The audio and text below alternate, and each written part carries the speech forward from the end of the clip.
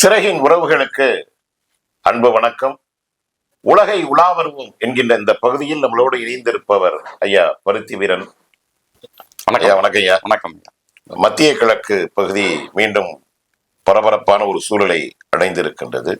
2 நாளைக்கு முன்னாடி மே மாதம் 4ஆம் தேதி ட்ரோன் தாக்குதலை ஈரான் அமீரகத்தின் மீது நடத்தி இருக்கின்றது. இதை நீங்க எப்படி பாக்குறீங்க? ஏப்ரல் 8ஆம் தேதி போர் நிறுத்தம் ஏற்பட்டது. அது ஒரு நீர்பூத்த நெருப்பாகத்தான் அந்த போர் நிறுத்தம் இருந்துச்சுங்கய்யா. அது வந்து ஒரு முழுமையான போர் நிறுத்தம் சொல்ல முடியாது. அது கூட திட்டமிட்டு ஒரு செயற்கையாக உருவாக்கப்பட்டது அலை. அந்த தமிழ்நாட்டில் எப்படி அலை உருவாங்க அது மாதிரி அது ஒரு செயற்கையாக உருவாக்கப்பட்ட ஒரு போர் நிறுத்தம். அது உண்மையான போர் நிறுத்தம் இல்ல. தான் தப்பித்து ஓடணும், அடி விழுகிற அடி. அப்படி கடந்த பிப்ரவரி மாதம் 28ஆம் தேதி தான் இஸ்ரேலும் அமெரிக்காவும் இணைந்து ஈரான் மீதான தாக்குதலை வந்து தொடங்கினாங்க. ஆமா ஆமா ஆமா. அது அவங்க நினைச்சது 2 நாள்ல முடிக்கிறதா. முதல் நாள் கமேனியை கொல்றது, மறுநாள் புரட்சி உருவாக்குறது, 3ஆவது நாள் ஆட்சி அமைக்கிறது. அவங்களுடைய புரோக்சிய, அதாவது ஏற்கனவே அரபு வசந்தம்னு ஒண்ணு கொண்டு வந்து ஆமா எப்படி உங்களுக்கான ப்ராக்சி ஆட்சியை வந்து அரபுலகில் அமெரிக்க வல்லாதிக்கம் நிகழ்த்தியதோ அதே பண்ண ஒரு. அதனால அவங்களுக்கு 3-4 விதமான நன்மைகள் இருந்துச்சு. ஒண்ணு, லெபனான்ல ஹிஸ்புல்லா ஒழிச்சு கட்டுறது. ஈரான் விழுந்துட்டா ஹிஸ்புல்லா போச்சு. ஆமா ஆமா. ஏமன்ல ஹவுதிகளை ஒழிச்சு கட்டுறது. ஹவுதிகள் ஒழிந்தால் சவுதி அரேபியாவுக்கு அவ்வளவு சந்தோஷம், அமெரிக்காவுக்கு அதை விட சந்தோஷம். செங்கடல் வழியாத்தையும் பல கப்பல்கள் போய்கிட்டு இருக்கு. அது ஒண்ணு. 3ஆவதா வந்து இஸ்ரேலுடைய மிகப்பெரிய கனவு அகண்ட இஸ்ரேல், பலஸ்தீனத்தை இணைத்த அகண்ட இஸ்ரேல் செய்யறதுக்கு எதிர்ப்புக்கு யாருமே இருக்க மாட்டான். இதெல்லாம் நினைச்சதை வந்து மேற்குலகுல எது வேணாலும் பண்ணிக்கலாம். மேற்காசியாவின் அமெரிக்க அடியாளாகத்தானே இஸ்ரேல் இருக்குது. ஒவ்வொரு ஆளா தட்டினா, கடாஃபியா தட்டினா, வரிசையா அப்துல் நாசர் அப்போல இருந்து நீங்க வந்து டர்க்கில இருந்து நம்ம எடுத்துக்கலாம், சிரியாவில இருந்து எடுத்துக்கலாம். வரிசையா சதாம் ஹுசைனை வீழ்த்தினாங்க. வரிசையா வீழ்த்தி இறுதியா வந்து இப்ப இவங்களுக்கு குடைச்சல் கொடுக்கறது ஈரான். அவனை வீழ்த்த முயற்சி பண்ணாங்க, முடியல. அந்த அவர்களுடைய அந்த போருங்கிறது 40 நாளை தாண்டி போகும்போது இதுக்கு மேல இந்த போரை நீட்டித்தால் ஒன்னும் செய்ய முடியாதுங்கிற ஒரு கட்டத்துல ஒவ்வொருத்தர் காலையா விழுந்து பார்த்தேன். கூப்பிட்டு கூட பார்த்தேன், ஐயா வாங்க பேசுவோம், ஐயா வாங்க பேசுவோம். அந்த ஒரு நிலைமைக்கு தள்ளப்பட்ட ட்ரம்ப் கடைசியா ஒரு பாகிஸ்தான் அவர்களுடைய இன்னொரு கைக்கூலின்னு தான் சொல்லணும், அவங்கள வச்சு ஒரு தற்காலிகமா இப்போ என்னன்னா இந்த பேச்சுவார்த்தைக்கு ஆதரவு தெரிவித்ததே பாகிஸ்தானே வந்து ட்ரம்போட அந்த அமைதி பேச்சுவார்த்தையை நான் வரவேற்கின்றேன் அப்படின்னு தானே சொல்லியிருக்கிறாரு. இதுக்கு இடையில ஐயா அந்த 15 நிபந்தனை ஈரான் தான் விதித்தது. அந்த 15 நாங்க ஏற்றுக்கொள்கிறோம்னு தான் சொல்லி ட்ரம்ப் வந்து இந்த ஒப்பந்தத்துல கையெழுத்து போட்டாரு. அதை படிச்சு கூட பார்க்கல. ஏன்னா அவருக்கு அவ்வளவு அவசரம், அத போற நிறுத்தணுங்கிறது அவ்வளவு நெருக்கடி. அடுத்து தேர்தல்லாம் வேற வருது. தான் சொன்னது மாதிரி இல்ல, அடி வாங்கிட்டு வந்திருக்கோங்கிற ஒரு பேர் வந்துடக்கூடாதுன்ட்டு உடனே நிறுத்தி வேற ஒரு ஒரு புறவாசல் வழியா உள்ள வந்து அவரை பாத்துக்கிறோம்ட்டு அவங்க முடிவு பண்ணாங்க. அப்படி என்ன பண்ணாங்க, அந்த போர் நிறுத்தமாக நாங்க அவங்க முழுமையா அந்த 15 நிபந்தனைகளை ஒன்னா கூட அவங்க ஏற்றுக்கொள்ளல. கடைசியா வந்து புறவாசல் வழியா வந்து மீண்டும் ஒரு ஹோர்முஸை வந்து அதான் அந்த பாயிண்ட் நீங்க வந்துட்டீங்க. ஏன்னா இந்த ஹார்முஸ் நீரிணைப்பை வந்து கைப்பற்றுவதற்கான அந்த ஆபரேஷனுக்கு அந்த பேர் தான் அவன் வந்து ப்ராஜெக்ட் ஃப்ரீடம்னு வச்சிருக்கான். இப்ப முழுக்க அந்த ஹார்முஸ் நீரிணைப்புங்கிறது வந்து ஈரானுடைய கட்டுப்பாட்டுல தான் இருக்குது. அவங்க இடம் இறையாண்மைக்குட்பட்ட இடம், ஈரானுடைய கட்டுப்பாட்டுல இருக்குது. உலகத்தினுடைய எல்லா எண்ணெய் போக்குவரத்தும் அந்த பகுதியில தான், வளைகுடாவில இருந்து அது வெளியால தான் போகணும். இப்ப வந்து ஈரான் காலில் விழுகிறதுக்கு நேரடியா காலில் விழ முடியாம அமெரிக்கா ட்ரம்ப் வந்து தவித்து கொண்டு நானும் ரவுடி தான் அப்படிங்கிற சூழல்ல இந்த தாக்குதல் வந்து குறிப்பா அமீரகத்தின் மீது நடத்தப்பட்டிருக்கு. அதாவது ட்ரோன் தாக்குதல் குஜிராவில் நடத்தப்பட்டது.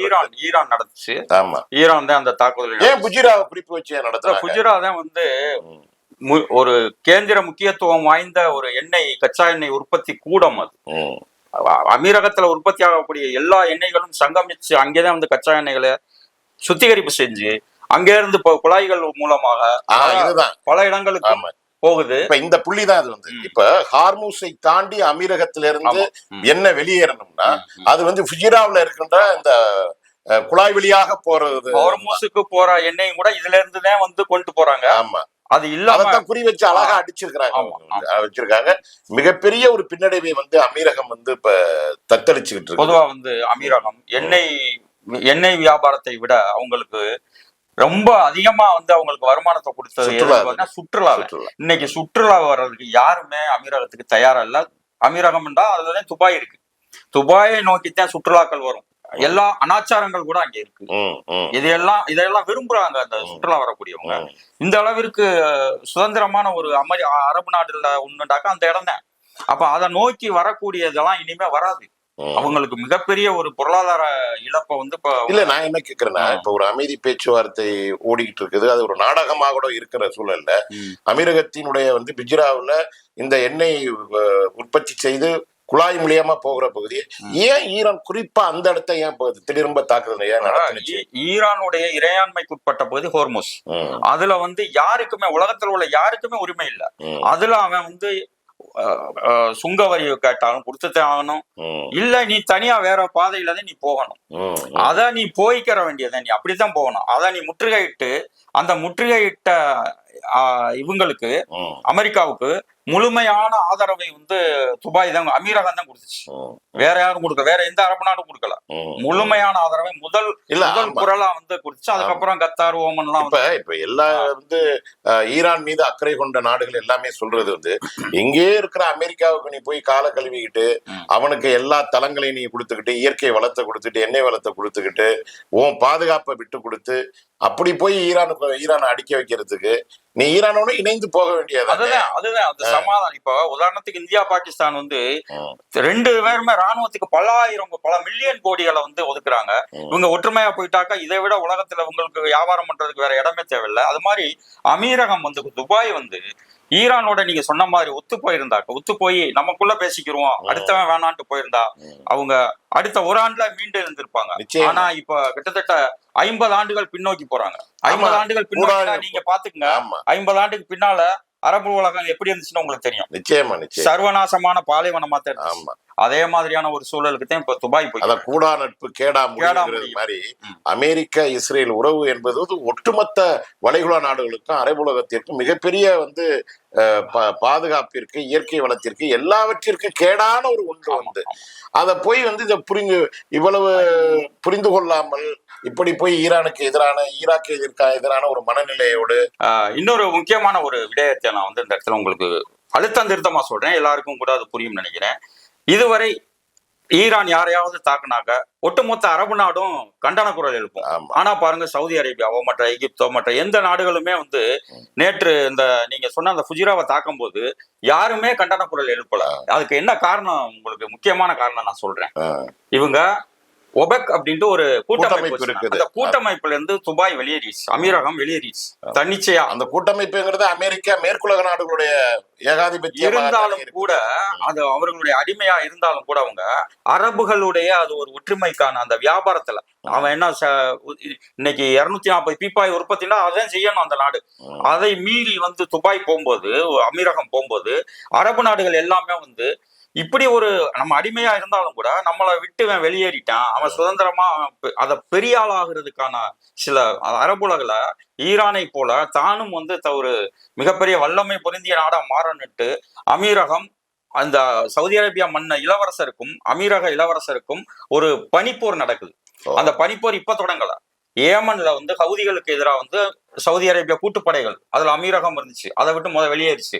எஸ்டிசி அப்படின்ட்டு ஒரு படை, அந்த படை வந்து யாருடைய புரோக்சினாக்க அமீரகத்துடைய புரோக்சி. இன்னைக்கு ஒரு ஏமன்ல 7 மாநிலங்கள் இருக்கு, அது ஒரு மாநிலத்தை எஸ்டிசி கைப்பற்றி வச்சிருக்கு. அவங்கள வந்து ஹவுதிகளும் கூட கைவிட்டு அவங்கள தாக்காம இருக்காங்க. காரணம் என்ன அப்படின்னாக்க இப்போதைக்கு எதிரிக்கு எதிரி நண்பன்கிற மாதிரி அவங்க இருக்காங்க. அவங்களும் எதிரி தான், ஆனா எதிரிக்கு எதிரி நண்பன்ட்டு அந்த சவுதி கூட்டுப்படைக்கு எதிராக வந்து அவங்களையும் திசை திருப்பி அந்த அவங்களுக்கு படைய ஆயுதங்கள் கொடுக்கறது முழுக்க வந்து சவுதி அரேபியாவை அடிக்கிறதுக்கான ஆயுதங்கள் அந்த எஸ்டிசிக்கு யார் கொடுக்குறாண்டா அமீரகம். இப்ப அமீரகம் என்ன செய்யுதுனாக்கா படிப்படியா வந்து இந்த ஒட்டுமொத்த அரபு உலகிலையும் நான் தான் இருக்கணும் அப்படிங்கிறதுனால இப்ப ஒபக்க விட்டு வெளியேறினாங்க.